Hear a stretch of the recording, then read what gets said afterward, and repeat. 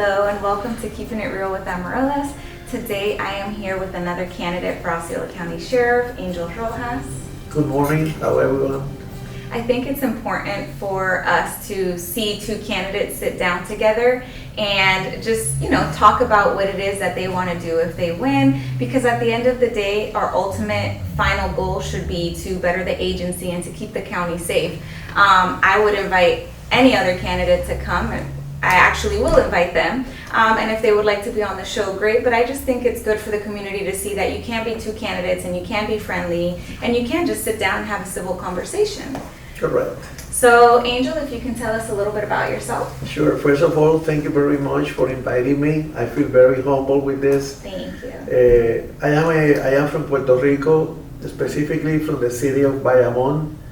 I am a former school teacher. I was also a police helicopter pilot for the Puerto Rico Police Department. Okay. I was involved in the big fire that happened back in 1986. And I received several commendations for my participation on that fire. 86, I was 3 years old. Yes. So I like to be humble, but in order for the people to know me, I want everybody to know that. Your qualifications. Yes, I'm a retired Pasco County Deputy Sheriff. During my tenure of 30-something years as a police officer, I received 4 Medals of Valor. My last one was from Orange County Sheriff Office, where I was involved in helping during my off-duty time a Orange County deputy on the arrest of a felony guy. For that, Sheriff Dennings gave me a recognition. That's awesome. So basically, that's some of the facts about myself. How long were you in Pasco? I worked with Pasco for 25 years. Oh, wow. I started, when I came here to Florida in 1989, I did not speak any English at all. Oh, wow. And I started with the Tampa Police Department. Okay. So they hired me to fly for them. So after a year, they sent me to a language school. After a year, I was not able to pass the famous field training officer program. And then I have to leave Tampa PD, and I started with Pasco. Okay. Yeah, it's hard with the language barrier. Yes, Especially, with the I know in language Puerto barrier. Rico they teach English in school, But it's not enough to have a full It's not conversation. because we don't practice. Exactly. Spanish is the main language. However, in Pasco, they gave me the time to build in the language, to work with the language, and I was awesome. able to then. They invested in you. Exactly, that's what they did. And they were able, I was able then to work on the road until I retired. I learned a lot in Pasco. That's awesome. So I feel very pleased and very honored to be a retired Pasco deputy. That's awesome. So if you can just tell us, what would you do differently if you won? If I win, the first thing that I would do would be to do an audit, a management audit, to identify where the problems are and what needs to be fixed. The second thing, I will become very strong on training. I believe in training due to the fact that I was a school teacher. I believe in educate. I believe that education improves behavior. Yeah, absolutely. Education gives you the information to make the right decisions. Yeah. We don't need deputies shooting people out there without proper justification. So those are some of the areas that I would like to emphasize when I become a sheriff. Okay. What areas do you think that you know of now that definitely need to be changed? Well, based on what I have seen on the newspapers, based on Mr. Lopez's statements, I can tell that there's a lack of proper training in the deputies, especially when you evaluate the target situation where a kid was shot on the back. That's a situation that for me was preventable. As soon as the kid stepped out of the store, that was the correct and right time to arrest the kid, instead of let the kid get in the car and let the situation escalate to the point where a kid was killed. It's not like Mr. Lopez stated that the kid's parents did not raise him the proper way and blame on the kid and the Yeah. parents. That was very, I would say, He didn't have any senseless compassion and for the it's family. no compassion at all. Yeah. As a matter of fact, I never heard Marcos Lopez said that he regret about the outcome. He never regret about the outcome. Yeah. And I know me and you personally have talked about the situation, and though for the public it's hard for them to understand all that goes into it, and it was a justified shooting because he did try to hit the deputies with his car, and the vehicle is considered a lethal weapon. So it's considered deadly force. However, I agree with you in the sense that it's the things that led up to it that could have been preventable. Proper training will give the officer the right step to anticipate and avoid a situation that should not escalate the way And the for a situation escalates. misdemeanor, I don't think that the vehicle should have been boxed in. And I know that recently in his press release, he said that he changed that policy. And, the policy has changed now, and every time that a policy is He changed, it's blamed the because prior something sheriff. happened. He blamed the prior sheriff because he hasn't had time during the last 3 years to review all the policies that the sheriff office has. Yeah, 3 years is not enough time, right? I think he has been too busy with doing his funny videos, so that's why he hasn't had time to take care of the administration and matters like this. Yeah. Right now, the county is facing a suit that was issued by the parents of the kid, and that would be a different story. Yeah. Yeah, and it's an unfortunate situation, and my heart goes out to the family. And it's something that, we can't go back now. We just have to learn from it and how to go forward. I think it was definitely a learning experience because Osceola County has not had very many shootings like that. I've been there 17 years, and we haven't had a lot of officer shootings in those 17 years. But it seems like these past 3 years we've had more than we've ever had. And I think a lot of it is You have to because of see the lack that of for the training. very first time, the Osceola Sheriff Office doesn't have the right leader. This is true. Mr. Lopez is not the right leader. He lied to the people. He lied to the Hispanic community. He portrayed himself as a poor victim that was demoted and later terminated because he was Hispanic. And later, the Florida Court of Appeal determined that he was not right. And Michael Lopez never came back to the community and told the community, hey, I made a mistake. He never did that. The same way that he changed his name and hide from everybody that he had a felony criminal record. So you're saying he changed his name? Yeah, he changed his name because during the campaign, he told me once, my name is Marco without S. And he made some poster both for Marco without S Lopez. And later, I discovered that his real name is Marcos R. Lopez. But if you do a search of Marco without S in the criminal system, you will not find Lopez. But if you type Marcos with S, you will find Marcos Lopez criminal arrest record. I mean, I know this because I've worked with him for 17 years, but the general public doesn't know this. But you did support Marcos at one point. Can you tell us what changed for you? Well, during his campaign, many Puerto Ricans supported him because that's the way we Puerto Ricans are. We support our own people. But if at the end we discovered that you were not truthful, we back off. We retire our support. And Marcos Lopez, when we discovered his criminal record when a guy from Ecuador, Manny Rodriguez, wrote in Osceola Politics a profile that he put together about Marcos. One of the funny things is that Marcos, by example, said that he's an expert in terrorism. So his army record doesn't show that. His army record shows that Marcos was a forklift operator. That's what he was. So you start for little things like that until you discover that he was arrested because he got out of control and grabbed a bottle of wine and hit this guy on the head with a bottle. Yeah. And not to diminish anybody in the military who is a forklift operator, what I think you're saying is the fact that he lied. That Exactly. just be honest and say what you did. You know, I have done most of my career in the military as a reservist, as Marcos respect did the too, but militaries. Marcos made it seem like he was active duty that whole time and he wasn't. That's the other thing. He sold himself before everybody that he was a veteran, someone that was in the front line, and we discovered that that's not true. So the thing is, I respect the militaries. I have militaries in my family, including my brother and my father, and the military deserve a lot of respect. But when Yes. Marcos tried to sell himself Yeah. with something that is not right, to gain people's respect, and then you discover that that's not true, then you realize that this guy is a fake. Yeah.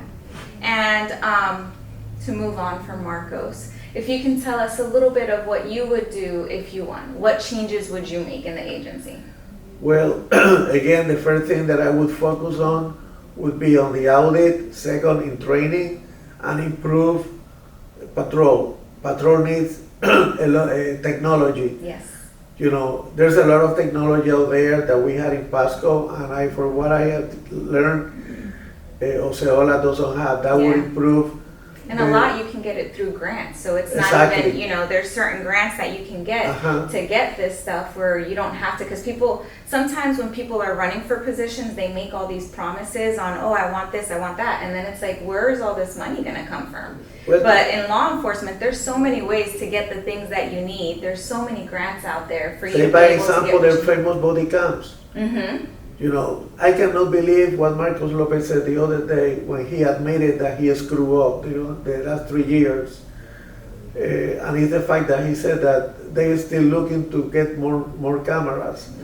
So today, the body cams are not just accountability, it's a way it's a tool of protection for the officers. Yeah. And the thing is, I will say, is that we just switched. So earlier this year and the ending of last year, we switched cameras. So the cameras that the deputies did have, it just wasn't working, the uploading. So they ended up switching the type of cameras that they had. So that's why they're still in the process of getting everybody cameras. The road patrol, they have cameras. The detectives, a lot of people were like, oh, with the shooting in Target, the detectives didn't have video. They don't need cameras. The thing is, they don't have cameras Due to because they're in plain clothes. Due to the nature of their job, they don't need cameras. Exactly. So that's why they didn't have cameras. But for the majority of the road, most of them have it. The problem is we get a lot of, you know, new people, but they're not saying. And it's the matter of having the people to program, to review the video. It's all those things that are taking a long time. It's not even about the camera itself. It's about getting the personnel to manage it.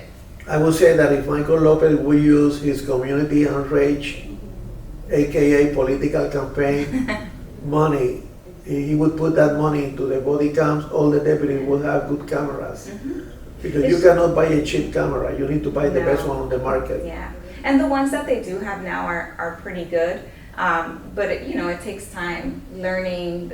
You know, the deputies, they had to even change the vest that they had because they had a certain type of vest and the cameras that they had just wasn't a good camera. So they got a new camera, but now they have the vest size for the camera that they used to have. So it's a process. And that's what people don't understand. It's not just like, oh, here's a camera and you go out. The camera has to fit in your vest. So you have to wait for the vest to be fitted, for the vest to be made, for the vest to be sent to the agency, for the camera In Pasco, to we go on. didn't have those problems. So Yeah. that means that in They're Osceola, waiting for too long. in to- Osceola, they have a leadership problem because in Pasco, we did not have those And problems. I think a lot of the issue too is we're growing too fast. So the fact that we're growing so fast, it's hard to keep up, especially when you don't have good leadership. So, with that said. We need to beat the status quo. And for what I see, that's the problem in Osceola. That's why it's important to bring a new face, someone with new ideas, with a new vision to make things happen. Yeah, and to an extent, I do agree with you on that. I think it is good to have a new face. For example, I want to bring in a chief that's from outside of the sheriff's office because I do think it's good to have somebody who has, one, the qualifications, because I'm not going to pick someone just because I'm friends with them, and two, so that we can have those fresh ideas. But then again, I also think it's important to have somebody who already knows how the agency functions, because every agency is different. Every agency is run differently. So I think it is important to kind of have that balance of Yeah, both. the problem is that in law enforcement, we think that because this guy is a sergeant and tomorrow he's a lieutenant, he could do the job. Yeah. And it's not like that. We need to go outside and bring professionals, people with experience in some areas of law enforcement management to get the results that we need. Yeah. In the private sector, if you don't have the right preparation, the right experience, the right skill, you don't get the job. Yeah. So that's one of my points, based on my experience as a business person. One of my ideas, for example, is to bring in charge of the training program a school teacher or a school director, because training is education. And we need that kind of mentality and experience. But then it's hard because, I mean, a teacher doesn't know anything about a law enforcement officer and how they do the job. So even though, yeah, they know what education is, but how are they going to teach a cop to be a cop if they've never been a cop themselves? So I think it has to have a balance of both. And we have a lot of great people in the agency But you know what? that what they need, just the way Pasco invested in you, that's what we need to do with some of the people in there. Because there's so many people, for example, me. I was there 17 years and I was, sergeant on the road over the CSO unit. But I didn't go past that because a lot of the times they hire their friends. And administration, a lot of the times they pick people because they're like, oh, you're my friend, so I want you to be my captain or my major. And that's the worst way to do it. You need to pick people based off of their qualifications, but I think it's important to invest in the agency because there's so many good people there. They just need the proper leadership to get them to where they need to be. Exactly. The idea is to bring people with different visions, because usually in law enforcement, everybody think like that. I have to have someone with law enforcement background, and that's not necessarily, because you can have a school director who is in charge of teachers who taught different materials or subjects, and that school director doesn't know anything about math or science, but he knows about administration and how to manage all those resources for the benefit of the kids. That's a In good this way case, to look at instead it. of the kids, I'm talking about the police officer. Mm-hmm. They need the best trainers, and they need an ongoing training program so we can get the results that we want. Yeah, and I mean, I do think that training is an issue. I think it's mostly because they're so spread thin on the road, there's not time. When they go to training, they go to block training, that's only every so often. But even simple things like how to do your paperwork properly so that the charges don't get dropped, that's training that needs to be constant. So I That's one of the definitely want to things focus that on training. State Attorney Worrell brought up, that the reports and the way the evidence was lifted was not the legal way. And it's not that it wasn't the legal way. A lot of what it is just, they're not doing the paperwork properly. Not that it's illegal. It's just not done properly, or it's not turned in time. Because when you're on the road, and I would be on the road taking reports, and I don't have to take reports because I'm a supervisor, but my people wouldn't have a lunch. They were getting off of work late. So as a good supervisor, you should go out there and you should help them. And I would take calls, and my people normally like 5-6 reports in an 8-hour day because they worked an 8-hour shift. But that's an example. That's nonstop. So having the time, I was a very picky supervisor, so I made sure that their paperwork was right. But most of the time, I would go home from work and I'd sit in front of, right after I eat dinner and stuff, I'd sit on the couch and I would sit there and I would review all of my people's reports because I was one of those supervisors. But should I have to work from home for free? No, I shouldn't have to. But we're so short on the road. And it's like they're so busy that I can't even put all the blame on the deputies, because at the end of the day, when you're having to do 5 or 6 reports in a shift, it's a lot. So it's hard for them to stay on top of everything, because then they come the next day. But that's and another they have to example start. of lack of training. Because in Pasco, we went through that program and we were trained to speed up on the reports. But when you speed up, then there's a lot of errors too, which is what We the problem we is. never got errors or problems with that because the way we were trained in Pasco. So I'm pretty sure Osceola has great deputies, and all they need is the proper training to accomplish that. Okay. We can agree to disagree on that, and that's good because I think that's important for people to. I'm part of that see. problem. Yeah, so that's why I'm saying the way that things are done are very different in different counties, and Pasco isn't as busy as Osceola County. Osceola County is a very Pasco's busy is county. worse. Pasco, as far as growth, no. Yeah, Pasco has grown a lot. They have grown a It's lot. still I'm not saying growing. that they haven't, but as far as the growth within the county, Osceola County is in the top 5 nationwide in growth. Pasco County wasn't even on the top 10. So as far as growth goes, that's a definite issue. So when I say that we're short, like we've always been short because in policing you never have the Never. correct amount, never. Never. But we've never been as short as we are now, and that's a problem. And I think when, we've had more people leave under this administration than any other administration. And I think that people should see that and they should think like, hey, something's wrong. Because they don't see in Marcos Lopez the leader that they would love to see. And that's definitely part of it. I think it's difficult when you don't have the proper leadership and you see the lack of integrity and you think, I don't want to work for that person. And that's one of the reasons why I decided to leave. 15 deputies on your campaign working under the taxpayers' money, and you are working at 3 o'clock in the afternoon with a lot of calls on hold, and thinking why those guys are there instead of they be out here on the road helping us. Yeah, it's definitely some mismanagement, 100%. Yeah, it's a management issue. Yeah, and I know as far as Osceola County, we have a lot of people that just don't vote in general. How would you motivate people or tell them about the importance of voting? Again, it's an educational issue. We have to, especially the Hispanic community, which is, I understand, is 62% of the population now. We need to go out there and register and vote. If we do that, we will be able to have the proper participation and opportunities.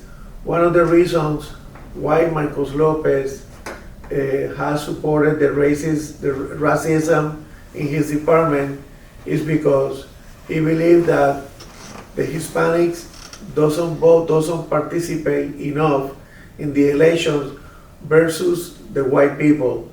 So at that point, I believe that we need to come out and register and to participate to vote. And I know we kind of talked about this earlier, and like I said, it's okay to have a difference of opinion. I've worked there 17 years, and a lot of the people that Marcos in his campaign tried to say were racist were not. I haven't, we talked about Dan Weiss earlier, and I never had an issue with Dan Weiss. Do I feel that he's an effective leader? No, I don't. However, racism, never experienced it. Yeah, I well, worked with you're him, right. for him. So we can't go only based off of what Marcos says because I really don't see the racism Remember within that the we believe agency, in- and I'm a Latina. Remember that we believe in Marcos, and Marcos is the one who put Dan Weiss' picture during his campaign, and he stated that Dan Weiss was a racist. Yeah, but just because Marcos said it doesn't make it true. Well, but at the time, we believe on him. Yeah. And But right that's now, why I'm saying you can't believe everything because, to say that there's a bunch of racists in the office, I just don't believe that at all. I've worked there for 17 years and I haven't seen it. And I've been there. Is there racism? In everything. There's racist teachers, racist doctors. Is there going to be some racist cops? There's good and bad in every career field. But as far as within the agency, when I tell you that there is not a lot of racism, I'm telling you because I've experienced it firsthand. Have I experienced racism? Yes, I have. And I've had captains that have been racist. One of them was recently promoted. But, I can't sit here and say that there's a racism issue within the agency because there's not. I feel like there's a racist issues promoted and encouraged by Marcos Lopez himself. Yeah, and that's why it's important to know a lot of these people, because if somebody says that someone's racist, you have to give that person the benefit of the doubt before you decide, yes, that person is a racist. Because if somebody tells me, oh, Angel Rojas he's not a good leader, or he's not a good cop, and I just go based off of what somebody tells me, and I don't talk to you and have that conversation with you, I'll never know that, hey, that's not true. So I think it's important to be able to look at things from the outside looking in, like, okay, I can't take what Marco said into consideration. I have to actually get to know these people, and then decide what it is that I want to do. And because there really isn't a lot of racism that I can say in there, but there are some racists, but that goes in all, there's some racist white people, there's some racist black people, there's some racist Latinos that are racist against Latinos, But this is a Marcos Lopez who promised during his campaign that the agency is going to look, the command staff is going to be look like the community, and that never happened. He fired 3 Puerto Ricans and gave their jobs to 3 racist Americans who voted against him. And we're saying that he's racist, they're racist because he said that they're racist, not because there's any validity to it, is what I'm saying. I want to promote people based off of their qualifications.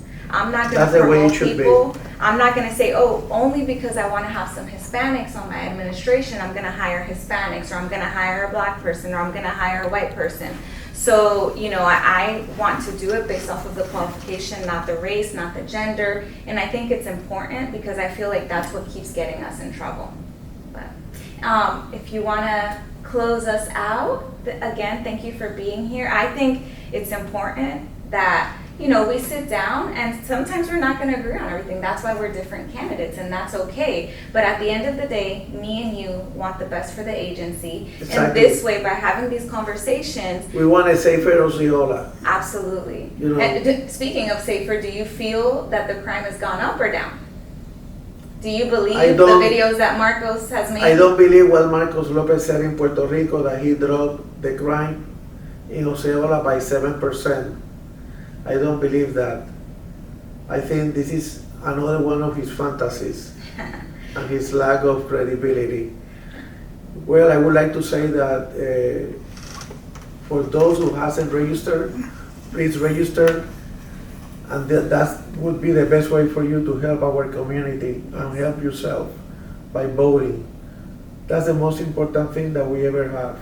I know, especially to Puerto Ricans, how things are in Puerto Rico about politics, and we are here away from politics, but we need to participate. This is a different culture, this is a different ball game, so please register and vote. You can pick Amaryllis or myself, or if you like Marcos Lopez videos, go ahead and vote for him. Thank you, and definitely get out and vote. That's the only way to make a difference. Thanks again for being here. Thank you, Maddie. Have a good one.